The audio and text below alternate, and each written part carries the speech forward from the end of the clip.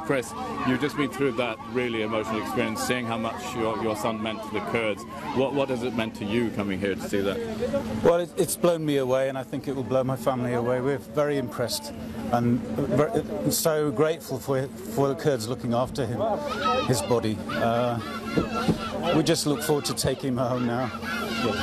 He has made the supreme sacrifice. He obviously believed very strongly in this cause. Is that something you sensed along the way? Or yeah, he would research anything he did with great care and devotion, and it comes as no surprise he chose the Kurds. Mm-hmm. And do you get a sense of their cause here, and what he was willing to undoubtedly, do? What they're up against is just evil, and I wish them every success in the future, and I hope that they will win this. The world's got to let them win it. Mm-hmm. Now, your son came here kind of a bit of a surprise to you. It was a bit of a shock, wasn't it? It was, yeah.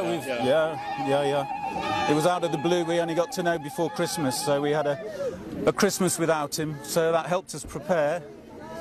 We kind of knew he wasn't coming back, but you always hope for the best. So you really had that in mind, that he might not come back? Yeah, he's a big target. Mm-hmm. Too big. Yeah, right. Too big. As you were bringing him up, did you get an inkling that he would turn out to be a bit special like this?